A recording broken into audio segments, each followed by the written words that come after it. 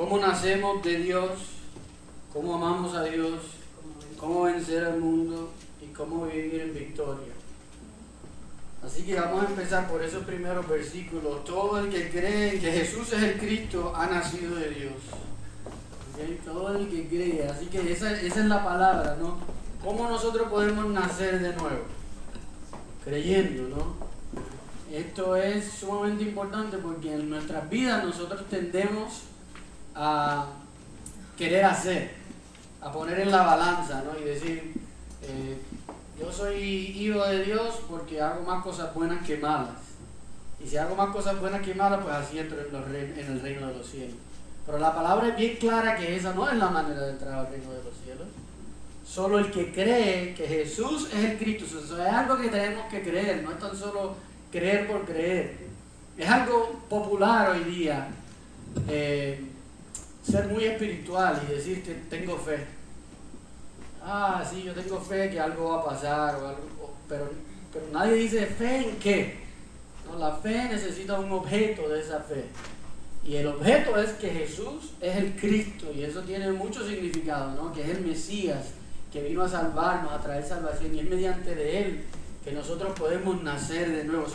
Cuando ustedes oyen hablar de eso, a los cristianos hablar de being born again, o nacer de nuevo, o aceptar al Señor, estamos hablando de que Dios dice en su palabra, Jesús nos dice que cuando creemos en Él, nacemos de nuevo, nacemos del Espíritu, nacemos de otra manera, no como el mundo nos dice. Si recordamos aquí, en Juan 1:12, este es el pasaje que el pastor estaba hablando la semana pasada. El que era la luz ya estaba en el mundo y el mundo fue creado por medio de Él, pero el mundo no lo reconoció. Vino a los que era suyo, pero los suyos no lo recibieron. Mas ¿a cuánto lo recibieron? ¿Verdad? A los que creen en su nombre, les dio derecho a ser hijos de Dios. Estos no nacen de sangre, ni por deseos naturales, ni por voluntad humana, sino que nacen de Dios. Escúcheme bien, porque esto es bien importante. A veces nosotros hablamos de que todos somos hijos de Dios, y en cierta manera tenemos razón. Todos somos hijos de Dios porque fuimos creados por Dios. En el término bíblico, en el término teológico, todos somos creados por Dios, así que somos criaturas de Dios. Esa es la terminología correcta. Todos somos creados por Dios, todos somos criaturas de Dios. No todos somos hijos de Dios. Somos criaturas de Dios. ¿Y cuándo nos convertimos en hijos de Dios? Cuando creemos. ¿A cuántos lo recibieron? A los que creen que Él es Jesús, el Cristo. A esos entonces les da la potestad de ser hijos de Dios. Y esto es bien importante porque el pasaje de hoy nos está hablando de esas personas, nos está hablando de los hijos de Dios y cómo nosotros nos amamos, cómo cumplimos los mandamientos de Dios mediante de eso, de los que son hijos de Dios. Tenemos una nueva relación, ¿ok? Y es así, está Dios, mediante creer en Dios, mediante creer en su Hijo, nos convertimos en hijos de Dios. Tú, yo, otras personas, ahora somos hijos de Dios. Pero eso también entonces tiene una connotación, ¿verdad? Porque también, si Dios es el Padre, nuestro Padre, nosotros como hijos, ¿qué decía en Juan 5:1? Decía, todo el que cree en Jesucristo es nacido de Dios, y todo el que ama al Padre, también ama a su Hijo. A veces leemos eso y pensamos que estamos hablando de Jesús, de que está el Padre y amamos a Jesús, su Hijo. Pero no es lo que está hablando. Está hablando de que nosotros nacimos de Dios, nosotros somos hijos de Dios, y entonces el que ama al Padre tiene que amar ¿a quién? Al Hijo. Hermano. Sus hermanos. Yeah. A nosotros, a tú y yo, tenemos esta relación. Eso es lo que estamos hablando. Fíjense que importante es, porque hoy en día lo popular es lo contrario a eso. Lo popular es decir, sí, yo no tengo problema con Dios, Él me cae bien y todo eso, pero la gente de la iglesia,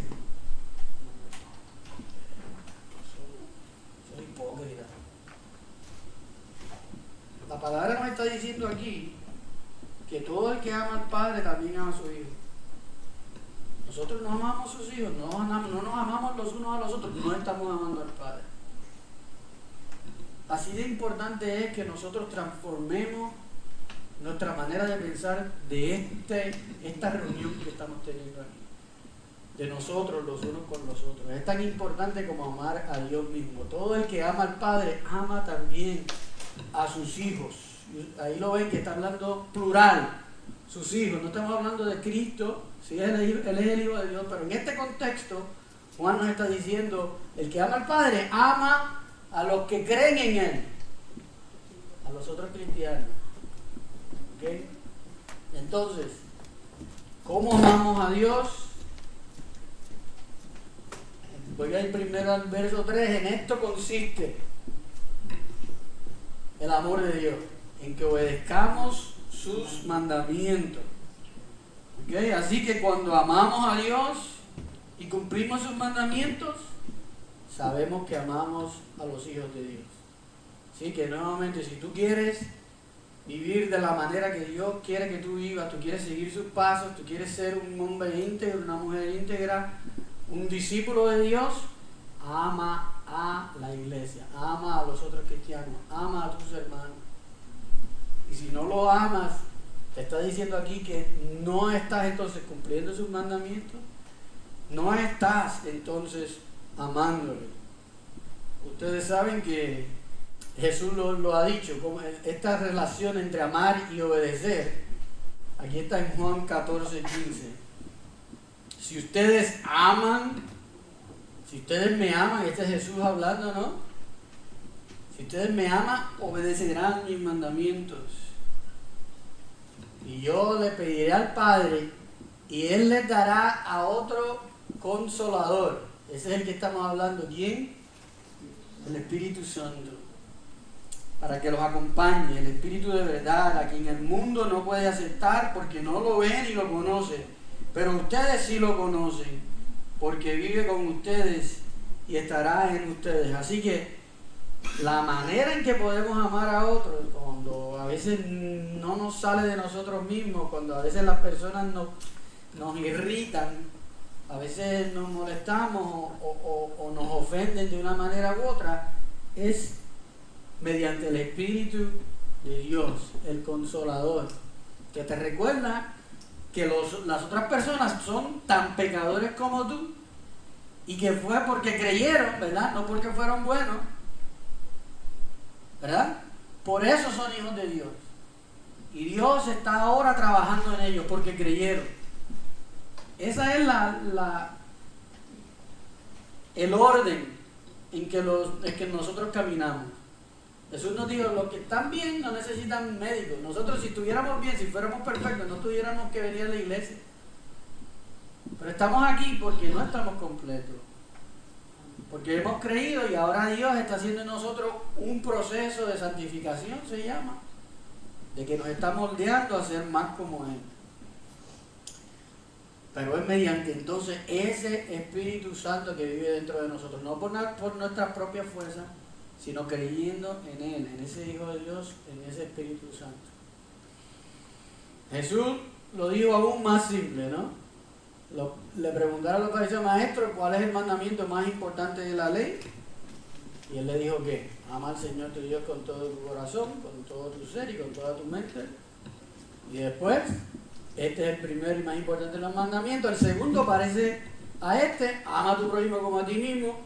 De estos dos mandamientos depende toda la ley y los profetas. Fíjate que Jesús le preguntaron una cosa, ¿cuál es el más importante? Pero él, hablando del más importante, metió el segundo.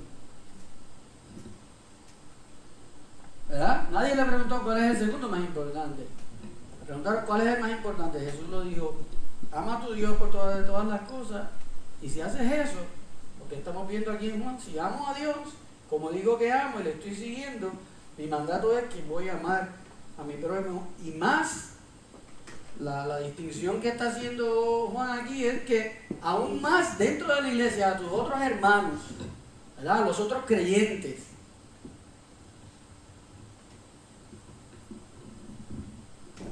todo el que cree en Jesucristo ha nacido de Dios. Todo el que ama al Padre ama también a sus hijos. Así también dice, verso 2 en 1 Juan 5,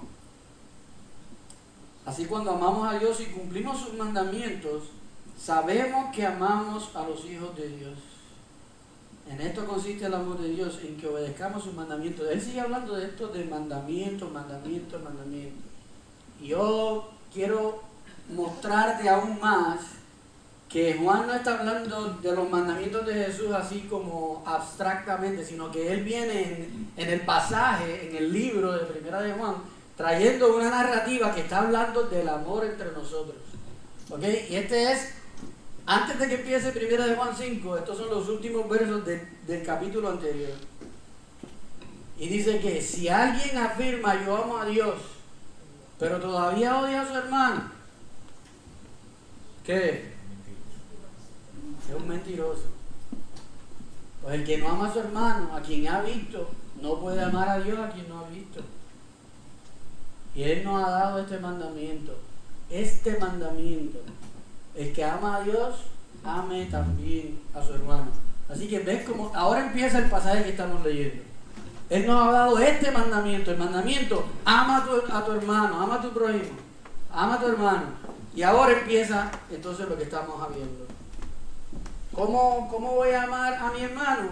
El que cree en Jesús, ahí empieza el capítulo 5, ¿verdad? El que cree se convierte en hijo de Dios. Ahora ama.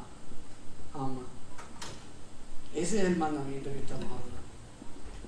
Así que nacemos de Dios creyendo, amamos a Dios mediante obedeciendo esos mandamientos, ¿verdad? El que me ama obedece esos mandamientos, que quiere decir que tenemos que amarnos los unos a los otros. Eso va a traer este pensamiento de vencer el mundo. Esto es lo que la progresión de lo que estamos hablando, ¿no? Nacemos de nuevo, tenemos al Espíritu Santo, amamos a Dios, amamos al prójimo, vencemos al mundo. Aquí es que el pasaje nos vuela la cabeza, como dicen en Puerto Rico. Porque dice en verso 3, en esto consiste el amor de Dios, en que obedezcamos sus mandamientos. Y estos no son difíciles. Cuando Ángel estaba leyendo lo dijo, wow, estos no son difíciles.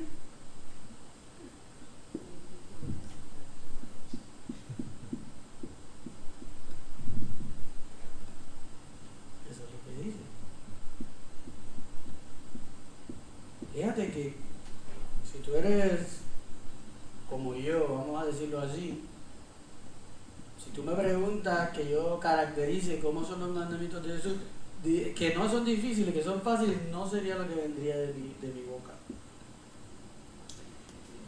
Y es porque nuevamente nosotros tenemos que cambiar nuestro pensamiento. Romanos 1, ¿verdad? Habla, transformen su mente conforme a la verdad, a la realidad que es el ámbito espiritual. No son difíciles de cumplir. Si seguimos leyendo, dice, ¿por qué? Porque todo el que ha nacido de Dios vence al mundo. Porque todo el que ha nacido de Dios vence al mundo. Y entonces la pregunta es, ¿qué quiere decir esto? De que vencer al mundo. Sus mandamientos no son difíciles de seguir, porque nosotros vencemos al mundo creyendo en el Hijo. Nuevamente, siguiendo lo que Juan está diciendo en todo el capítulo, en el capítulo 2, nos habla este pasaje que es muy interesante para nosotros ver. ¿Okay? Primera de Juan 2:16. Porque nada de lo que hay en el mundo, y entonces nos da ese dash ahí, esa línea. nos va a dar básicamente lo que hay dentro del mundo, ¿verdad? Porque nada de lo que hay en el mundo, y ahora nos va a decir, esto es como un paréntesis, ¿qué es lo que hay en el mundo? ¿Ok? Y entonces nos dice los malos deseos del cuerpo. Solo piensa, todas los pecados, todas las cosas que son de este mundo caben en estas tres cosas: los malos deseos del cuerpo, la codicia de los ojos y la arrogancia de la vida. Mira, los malos deseos del cuerpo, nosotros lo sabemos, eso tiene que ver con las emociones de nosotros, con lo que queremos sentir.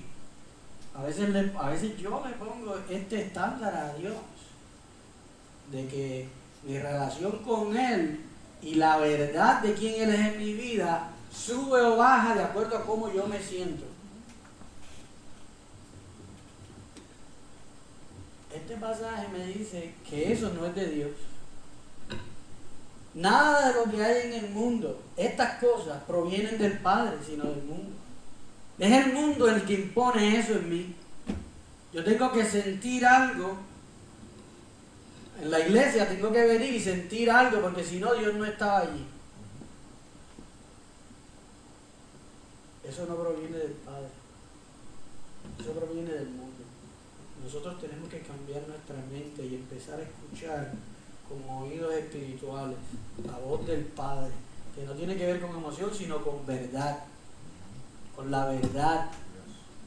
La verdad de que Él envió a su Hijo a morir por ti, que te ha dicho, nunca te voy a dejar, que te ha dicho, yo estoy por ti, no en contra de ti, que te ha dicho, mira, no temas ni desmayes porque yo estoy contigo. Esas son las verdades que sobrepasan tu emoción, como tú te estás sintiendo en el momento, como te sientes después que caíste, como te sientes cuando las cosas no van bien financieramente, en la casa, en el trabajo, en lo que sea. Todas esas cosas no cambian ni una gota de la realidad de que Jesús es real, que está en tu vida, que te quiere, que es por ti y que no te va a dejar, que te ha prometido la victoria y ya la cumplió en la cruz.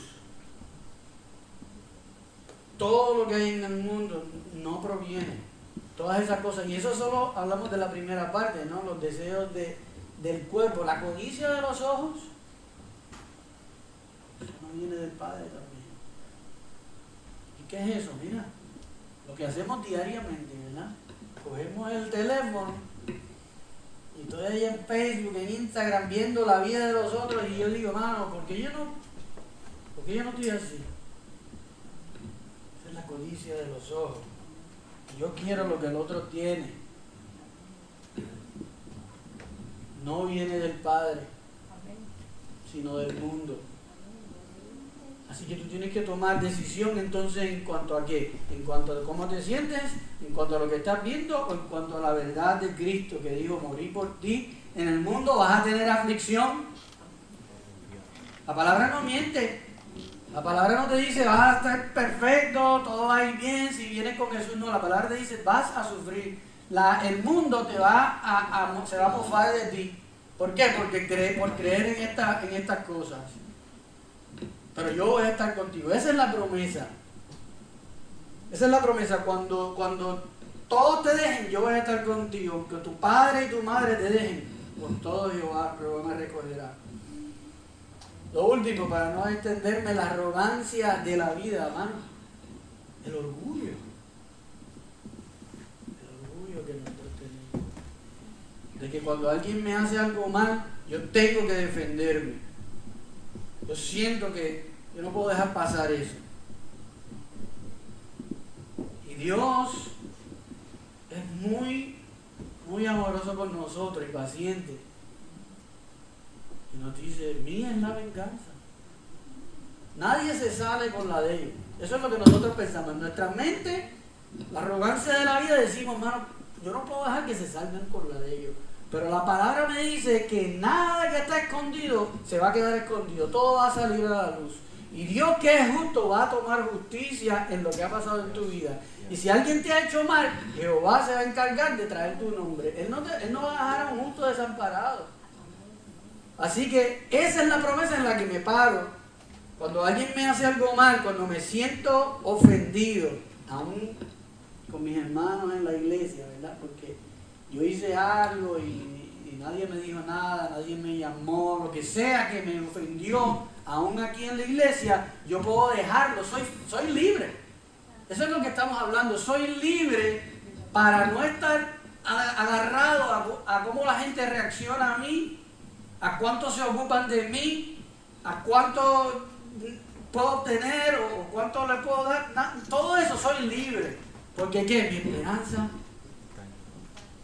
está en Jesús, está en el Hijo de Dios. Y puedo amar. Puedo alegrarme entonces cuando otra persona tiene algo que yo no tengo, me puedo alegrar. ¿Por qué? ¿Por qué me puedo alegrar? Porque si fuera bueno para mí eso, Dios me lo hubiese dado. Porque te dice que Él no va a aguantar nada que sea bueno para ti. Así que si algo no ha venido todavía para ti, algo que tú deseas mucho y tú se lo has presentado a Dios, se lo has presentado a Jesús y no lo has recibido, ¿por qué no lo has recibido? Tú sabes la respuesta. Yo no tengo que preguntarle a Dios, ¿por qué, Señor? ¿Por qué no me dieron ese trabajo? ¿Cuál es la respuesta? No era lo mejor para mí. No era lo mejor para mí.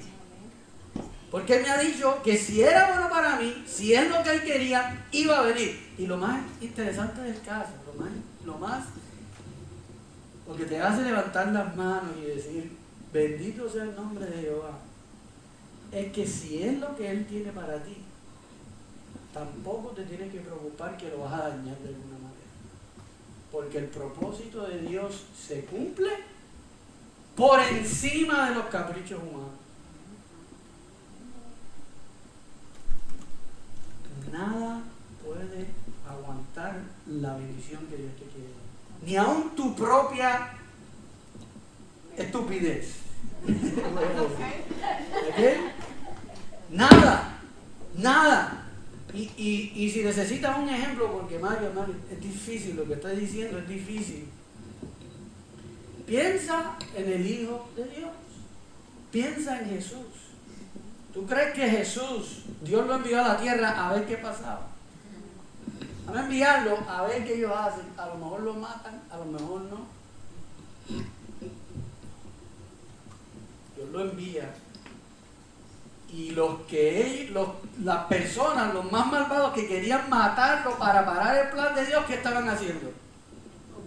Cumpliéndolo.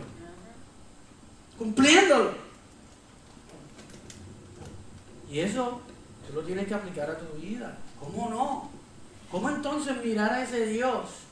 Y entonces, imagínate lo que hizo con Jesús y mirar mi problema y decir, en mi vida Él no lo puede hacer.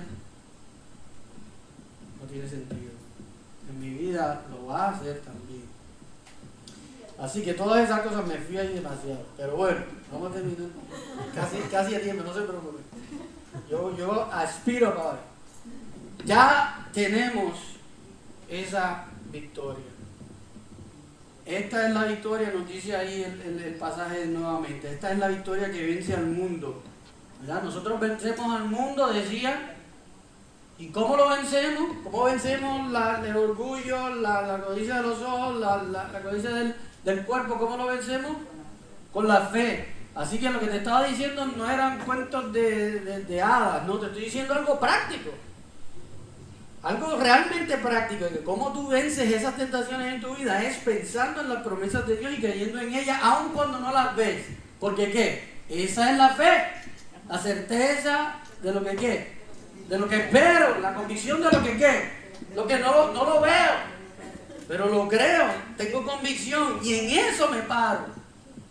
Y cuando me paro y actúo en eso, puedo amar a mi hermano, puedo vencer todas las tentaciones, puedo hacer todo. Así que es nuestra fe.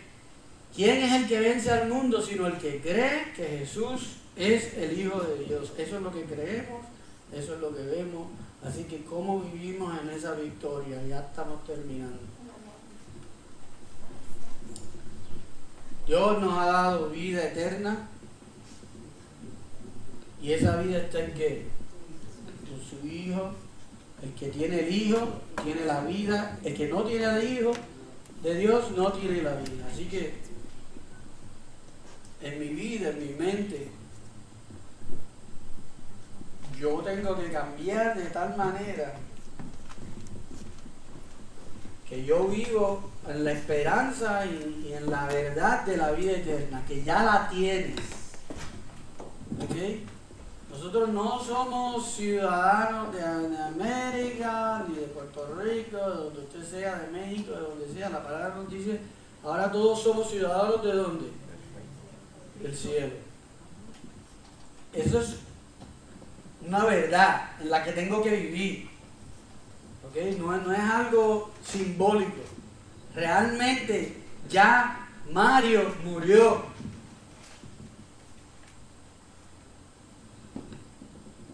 Mario murió. Mario, que nació en Puerto Rico y se ocupaba de las cosas de la carne, del orgullo, todas esas cosas. Esa persona murió. Y hay un nuevo Mario. Ese Mario vive por las leyes espirituales, por las cosas que no veo, pero que estoy convencido en mi mente y en mi corazón que son la verdad. Así es que vivo. O sea que no vivo de acuerdo a lo que veo, no vivo de acuerdo a lo que mi cuenta bancaria diga.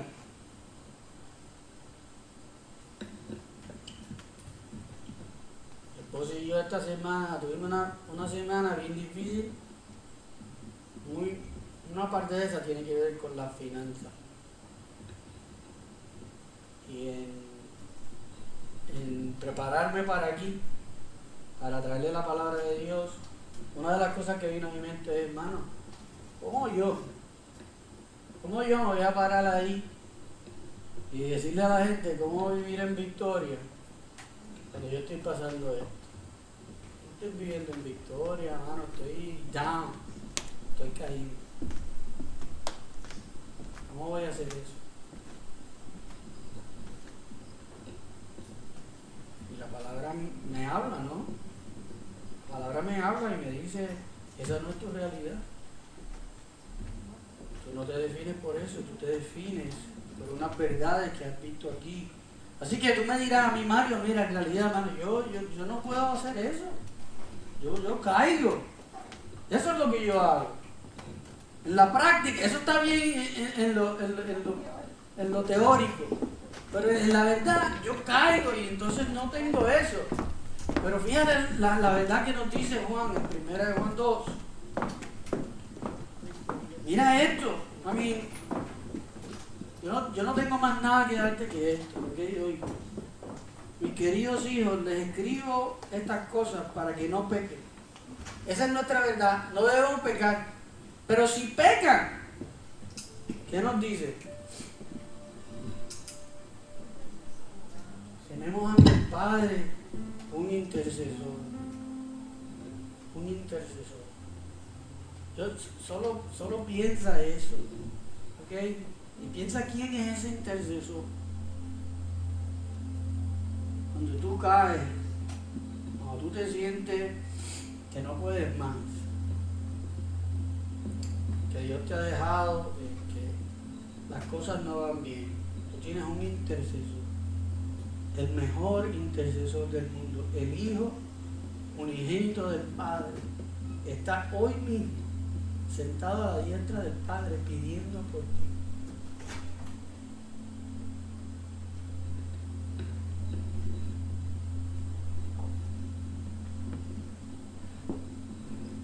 Tienes que vivir de acuerdo a esa realidad. Si tú crees eso, Jesús está a la diestra del Padre intercediendo por mí. Mi ansiedad se va. Quizás las cosas de la vida continúan, pero esa realidad, saber que aquel que es dueño de todo está abogando por mí, eso es lo que trae libertad completamente en nuestras vidas. Por esa razón, porque tenemos ese intercesor que es perfecto, que nunca pecó. Por eso es que Romanos nos dice de esta manera, y con esto voy a terminar. Si Dios está de nuestra parte. ¿Quién puede estar en contra nuestra? El que no escatimó a su propio Hijo, sino que lo entregó por todos nosotros, ¿cómo no habrá de darnos generosamente junto con Él todas las cosas? ¿Quién acusará a los que Dios ha escogido? Dios es el que justifica. ¿Quién condenará? Cristo Jesús es el que murió e incluso resucitó y está a la derecha de Dios e intercede por nosotros. ¿Quién nos apartará del amor de Cristo? ¿La tribulación o la angustia, la persecución, el hambre, la indigencia, el peligro o la violencia? En todo esto somos más que vencedores por medio de aquel que nos amó.